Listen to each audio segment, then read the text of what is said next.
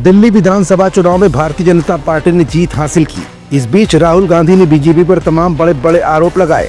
सड़क से लेकर संसद तक राहुल गांधी बीजेपी के खिलाफ हमेशा मोर्चा खोलते रहे हैं, लेकिन अब राहुल गांधी को जवाब देने के लिए भाजपा के किस सांसद ने अपनी कमर कस ली है। आखिर राहुल पर जमकर ये सांसद क्यों बरसे और राहुल गांधी के उठाए गए हर सवाल का जवाब किस सांसद ने मजबूत अंदाज में दिया, ये सब कुछ अपनी आज की इस रिपोर्ट में हम आपको दिखाएंगे भी और बताएंगे भी। दरअसल हिमाचल प्रदेश की हमीरपुर लोकसभा सीट से भारतीय जनता पार्टी के सांसद अनुराग ठाकुर ने कांग्रेस नेता राहुल गांधी पर अरविंद केजरीवाल से भी बड़ा अराजकतावादी बनने की कोशिश करने का आरोप लगाया है। उन्होंने राहुल गांधी पर हमला बोलते हुए कहा कि जनता कभी अर्बन नक्सल को स्वीकार नहीं करेगी। ठाकुर लखनऊ में प्रेस कॉन्फ्रेंस कर रहे थे।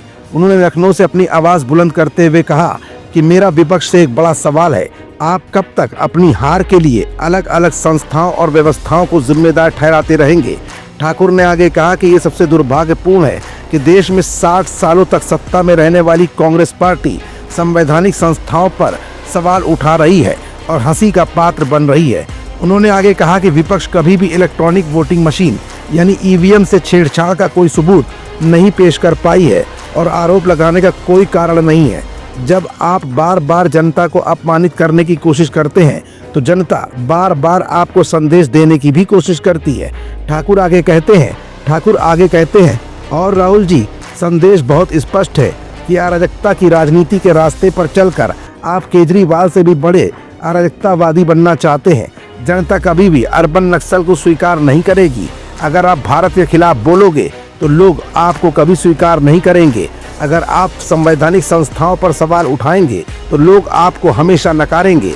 अगर आप भारत में रहेंगे और भारत विरोधी रास्ते पर चलेंगे तो लोग आपको स्वीकार नहीं करेंगे। तो संवैधानिक संस्थाओं पर प्रश्न चिन्ह खड़ा करते हैं और हंसी का पात्र बनते हैं। एक बार भी कोई सबूत नहीं दे पाया कि ईवीएम में कैसे गड़बड़ी हो सकती है।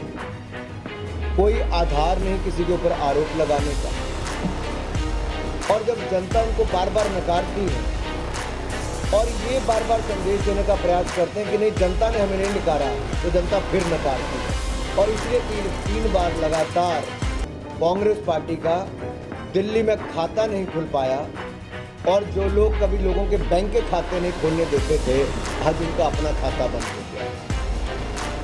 ये दिखाता है कि आप जनता को जब नीचा दिखाने का प्रयास करते हैं, जनता बार बार आपको संदेश देती है। और राहुल जी, संदेश बहुत स्पष्ट है कि जो अराजकता की राजनीति की राह पर आप अरविंद केजरीवाल से बड़े अराजक बनना चाहते हो, जनता अर्बन नक्सल को कभी मंजूर नहीं करेगी।